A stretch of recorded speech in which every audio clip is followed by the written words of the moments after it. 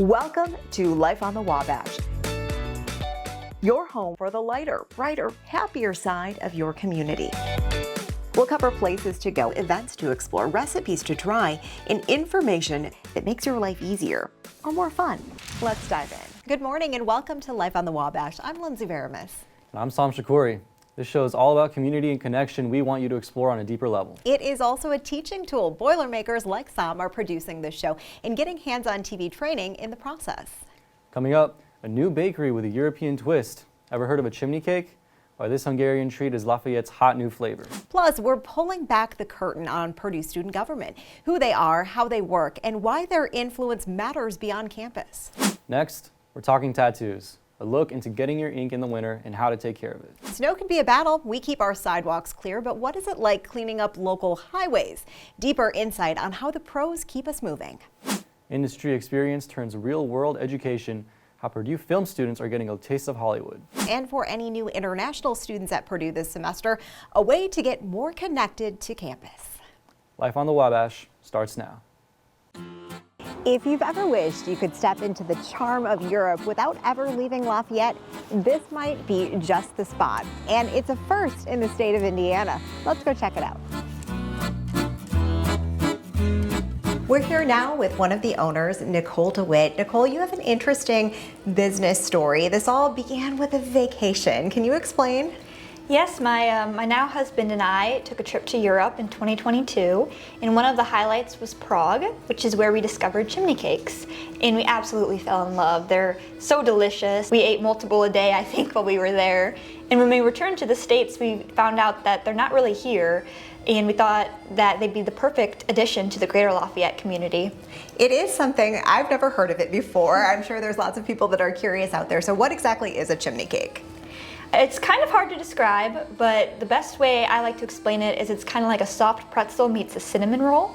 So it's like a sweet bread dough that we roll over a roller, and then we cook it rotisserie style. And then when we remove it from the roller, like steam comes out of it, resembling a smoking chimney, which is why it's called the chimney cake. Now, to take a leap from tasting something you love to actually opening a business, that's big. How did you decide to do it? Well, my husband and I have always talked about starting our own business, as a lot of people often do. Oh, one day we'll do a chimney cake bakery. But when this location, 500 Main Street, we saw was up for lease, we just knew it was the perfect opportunity. It was our time to try it and take that leap. It seems like a very special spot. It's very charming inside. I have to ask about the name. I don't know how to pronounce that. Can you walk us through it? Yes, it's pronounced Kurtoshkalach. I don't pronounce it the best because I don't have a Hungarian accent, but it is Hungarian and it translates directly to chimney cakes. We've picked the name specifically to catch people's eye and to make it as authentic as possible. Well, now that we've heard how we pronounce the business, it's time to taste the food. Let's go see how they're made. Well, we are back with Damon now to learn a little bit more about the process. Walk us through your menu that you offer here. So we have a variety of different chimney cakes here. This is our traditional style. It is baked on a larger roller and it's hollow all the way through on the inside. So you can bake different toppings inside of the dough and different sugars on the outside to give it a nice crunchy crust. This shape is also baked into savory styles. We have a few different savory options that you can add to your dough if you're looking for a snack or a lunch instead of something sweet. We also have a smaller traditional style that is baked into our minis. This is cut into little bites that are a perfect snack that you can walk around and share or drizzle different toppings on after it's baked. Then we have these two different cones. We have our medium and our small. These two cones can be baked with toppings in the dough, and then after it's baked, you can fill it with different things such as sliced fruit, soft serve, and different cookie crumbles and drizzles and such. So the thing I'm really curious about is how did you learn how to make this in the first place? Yes, so I was really good at eating them, so I figured I'd try to make them. And it's kind of hard when you don't have a good setup like this in your kitchen. So I found that wrapping dough around cans and baking them in my oven was a good start in how to learn how to make these and start testing out different flours and dough combinations. And then as we started researching and got in touch with Dober Kurtosh, our supplier for our equipment, they kind of helped explain how to make these more consistently, more traditionally. Last question, probably the most important one. How can people connect with you? You could check out our website at LafayetteChimneyCakes.com or find us on Instagram and Facebook at Lafayette Chimney Cakes. And of course, we're right here at the corner of 5th and Main. From teaching in the classroom to preparing students for the realities of the professional industry, film education at Purdue goes far beyond theory. My guest today is J.R. Sklar, a film professor at Purdue University, as well as an independent film director and writer. Most recently, he directed a short film titled The Call, shot right here at Purdue. What makes this project especially exciting is that J.R. involved 18 student interns, giving them hands-on experience on a professional film set, working in real crew positions under real production conditions. Good morning, J.R. How are you? Good morning, Dunia. I'm well. How are you? I'm good. Thank you for being here. Now let's jump right into it. And can you tell us the inspiration behind your film, The Call, and the plot behind it? Sure. The Call is about a young man from South Korea who is studying engineering here at the behest of his father, who's a very successful businessman in Seoul, Korea. And it's about finals time, and this has been his first semester at school. And he's from another country, and I mean, it's hard enough your first semester going to college, right, as we all know. Anyways, he's failing out of his engineering class, and his dad gives him an ultimatum that says, you either get an A on this final, or you can't come home for our ski vacation for the Christmas holidays. And so he's panicked, and he's trying to find American friends to study with to help him, and things don't go very well. This is part of a larger project, this short film. It'll be what's called an omnibus film. It's these sort of feature-length films that have self-contained little episodes where even the characters are different, locations are different. And you involved 18 student interns in your project. Yeah. And why was it important for you to turn this film into a teaching experience? And how did you structure the set so students were learning while also maintaining like a professional atmosphere? It's a work in progress. I mean, I wish I could say I had like a great, syllabus and plan, but really my attitude about this was just wholly artistic and professional, and I just said, you know what, let me go about making this movie. And I interviewed about 100 or so students and selected about 18 or so from that. It's already difficult making any kind of film, whether you have a big budget, small, it's a very difficult thing. Combining that with also teaching, there was definitely a lot of tough love. I guess I'd like to think it was, tough love. Really, the surprise was that it worked, and that it worked. I think the film's going to be beautiful, magnificent. Quite honestly, if I do say so myself, thanks to the hard work of a lot of people and the students. And before we wrap it up, can you tell for our audience your advice for film students and how should they prepare while they're in university? Biggest piece of advice to all people who want to work in film, whether you're a film major, minor or not, is go make movies. This is a great time, like in your 20s, in your late teens and 20s, to just go find your film, go find your team, always finish your movie, and submit them to festivals, and then keep doing that. Thank you so much, Jer. Yeah. I'm really excited for the future of The Call, and all the luck to you and your students. Thank you so much, Junior. It's a pleasure to be here. Thanks, everyone. That was a look at how Purdue students are gaining real-world experience behind the camera, proving that your future of filmmaking can start right here on campus. With the winter season now in full swing and snowstorms still on our horizon, we wanted to give you a deeper insight into the process that snowplow drivers go through to keep our roads clear. Additionally, some safety tips that you need to be made aware of. visiting highway departments and taking a look behind the scenes. There's a lot of preparation that must be done before a snowstorm hits. Here I'm with Assistant Superintendent of Tippecanoe County, Brian Walker. Brian, so when you guys see a storm coming in, what is a process you and your drivers do to keep the roads clear? Well, we track on the timing of when it's going to show up, and we'd use salt brine to prepare 3 or 4 days ahead of time, and then put it down on our bridges and hills and curves. When the snow is falling, the plow drivers line up their trucks near the salt barn and wait to be loaded to then go face the snow. There's challenges the drivers endure while on the road. Some of the roads we have, there's more traffic, there's more hills, there's curves. Those they take precedence, and the ones out in the county, if you have a light fluffy snow, they drift in really bad and people can't travel those also. Kosciuszko County plow driver Kyle Schultz let us ride along to see from the perspective of a plow driver. So the most difficult thing like today is trying to see on the country roads where the road actually ends. You kind of feel it with the blade a little bit if you get into the sod there, but then other times you don't feel it because it's iced over and it's thick and you think you're just getting ice.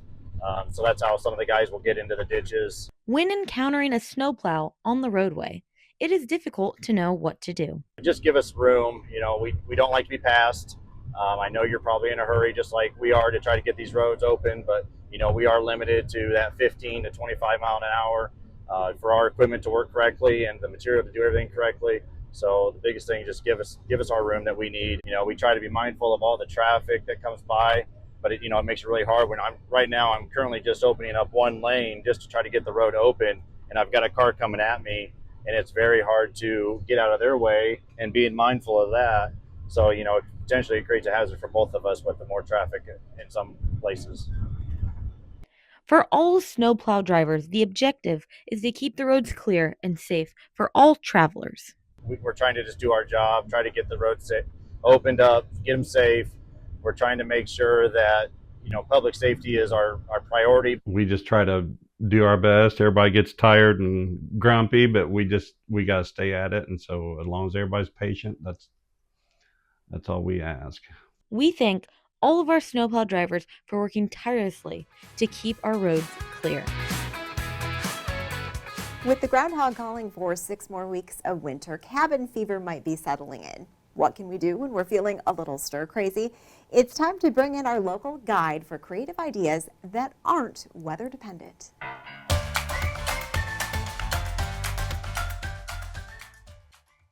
Joining me now is Elise Daniel, a small business cheerleader and the creator behind the Happy Hours. Elise, the groundhog let us down, but you certainly didn't. You have come up with some really unique itineraries that are very hyper-local focused. Let's start with number 1, nature and nostalgia. Yes. So I know we're all aching to get out of the house, and even though it's cold, we still can.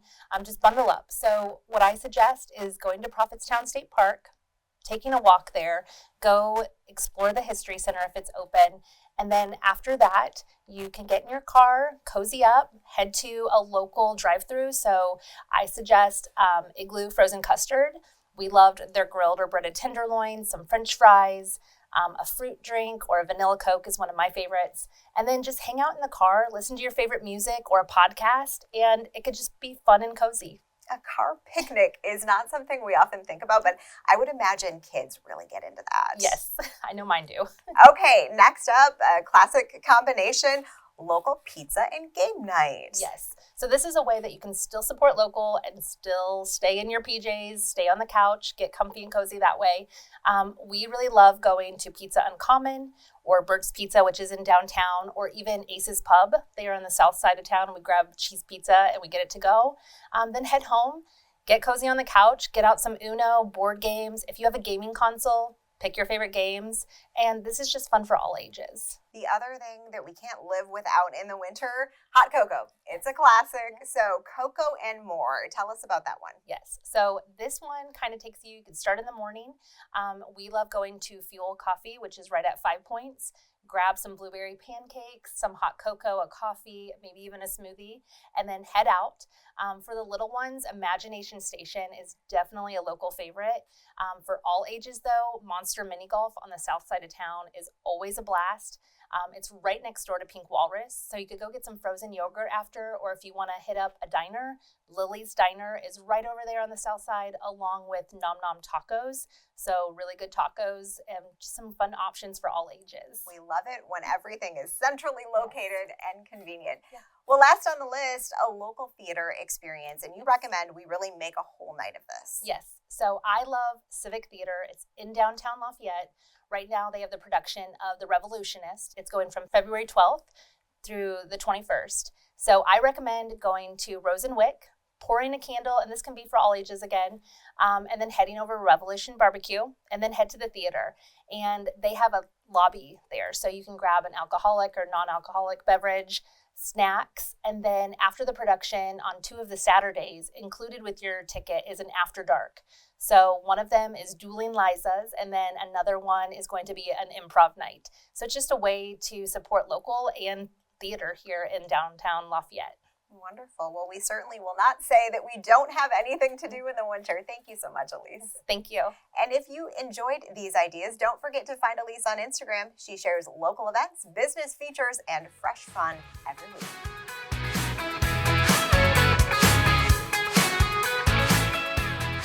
Hi, I'm Madeline Moore at Sacred Apple Tattoos here with Travis Duncan, which is now located at 123rd North Gracie Lane at the DNR Plaza.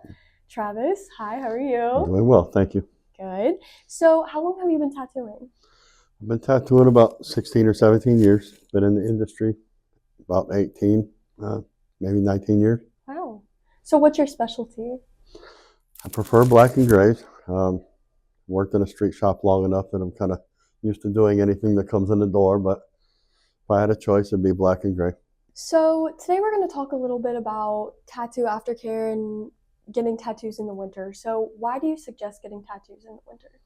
They're protected during the crucial times of healing. The first few weeks, you're going to be covered up with clothing and stuff and not taking direct sunlight. You're also not going to be worried about the water of swimming pools and chlorine or the untreated waters like lakes and rivers. So why don't you do second skin here?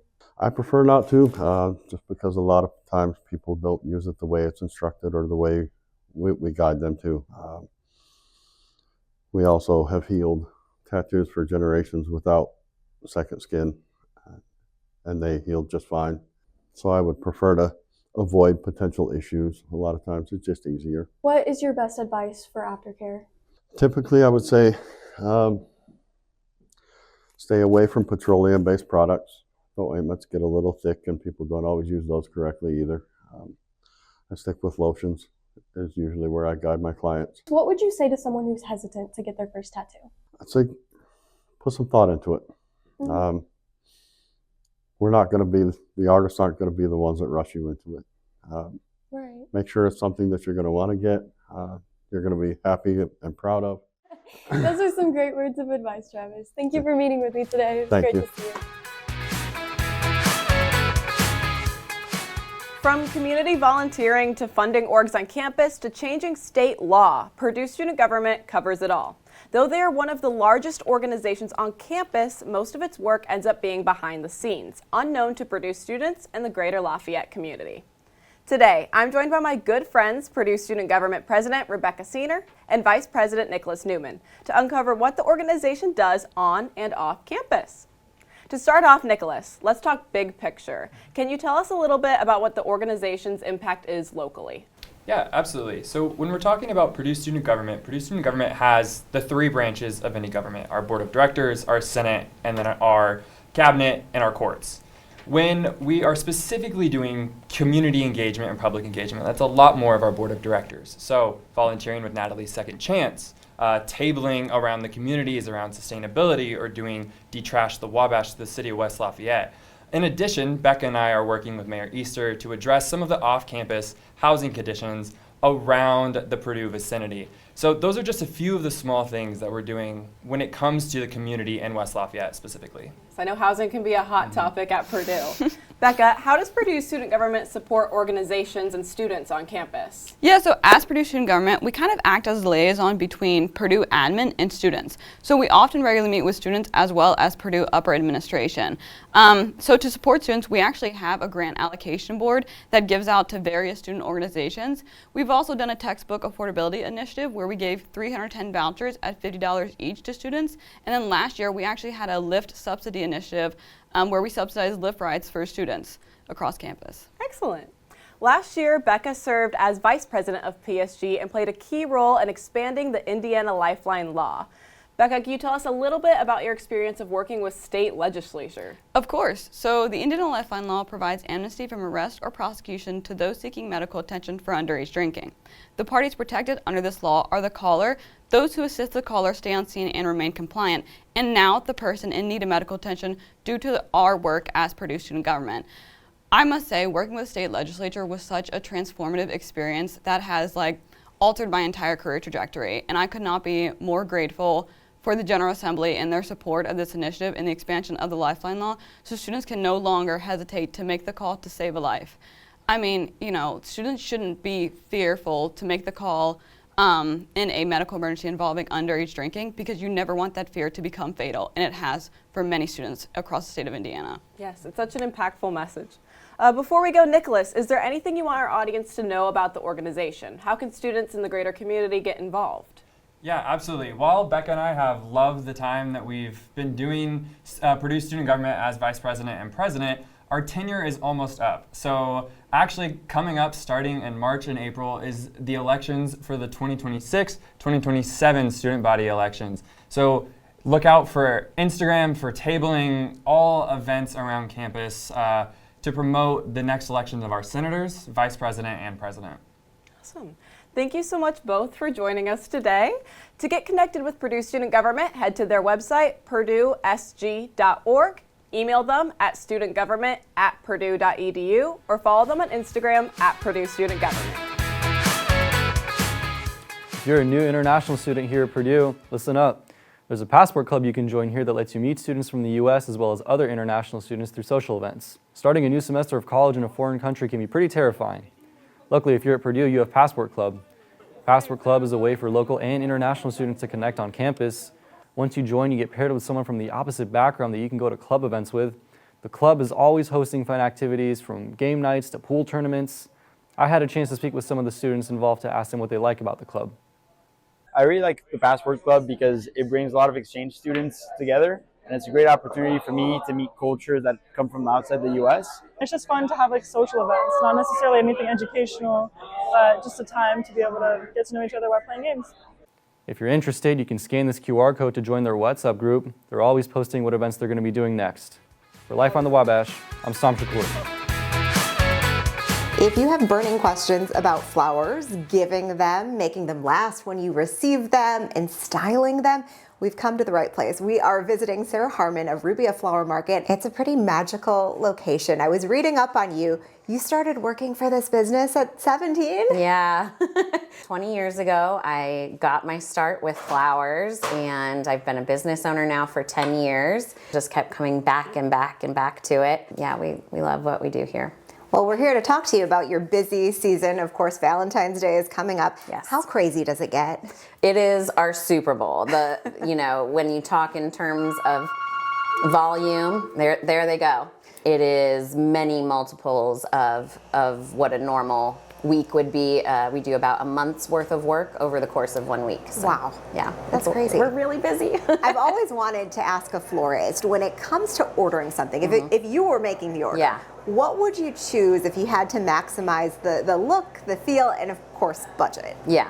So one thing we would ask somebody is, let's start with a color palette. Are they real traditional, real artsy? Let's kind of start there. For Valentine's specifically, we would ask, does it have to include roses? Does it have to include a full dozen roses? And then kind of go from there. But we're really fortunate here that a lot of times our customers say, you guys always do a great job. We're just gonna call it a designer's choice, and you guys go from there and I know I'm gonna love it. So which flowers are the most budget friendly if you do need to ask a florist? Tried and true things like carnations, mums, chrysanthemums, those kind of things are gonna be really long lasting.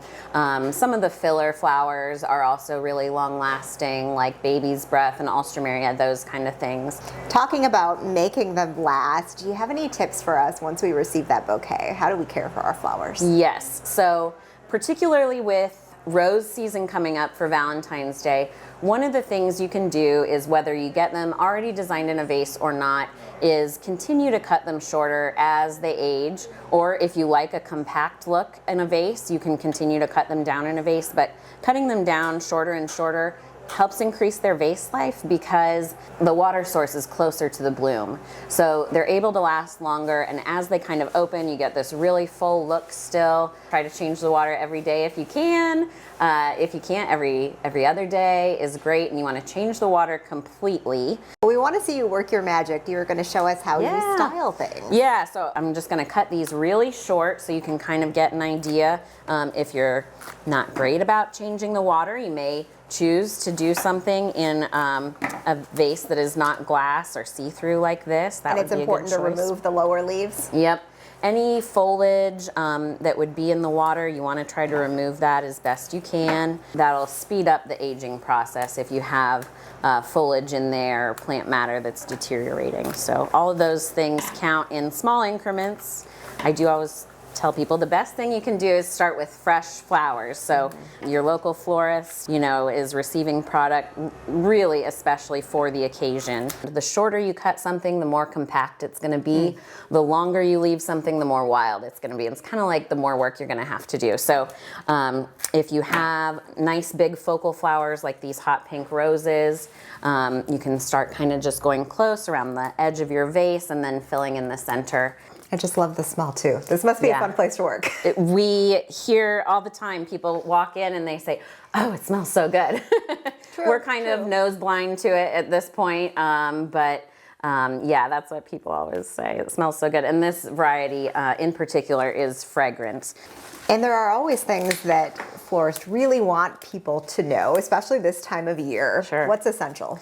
Sure. So order ahead is the biggest one. Like I said, we do an incredible amount of volume over the course of that Valentine's Day week. So we will take pre-orders and custom orders until the 12th of February. After that, we're going to have some things set up kind of grab and go style in here. So you got to pre-order, especially if you want a delivery. Okay. Well, wonderful. I have to it's something you have to do in a flower shop. Yeah. So delightful. Thank you for all the insight. Of course, if you want to come down and see Sarah, it's very European market style in here. Yep. Really inspiring. All of that information is right here on your screen. And don't forget, order early. If you have a story you'd like to see in one of our next episodes of Life on the Wabash, send us an email, contact us on Instagram, or subscribe to our YouTube channel. Your voice will drive the show, and we're eager to hear from you. Here's a look at when we're coming up next. Until then, we encourage you to explore more and have a happy Saturday.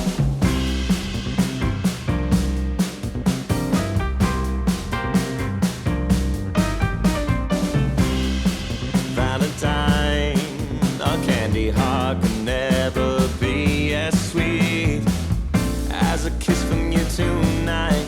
Oh no, top of the line.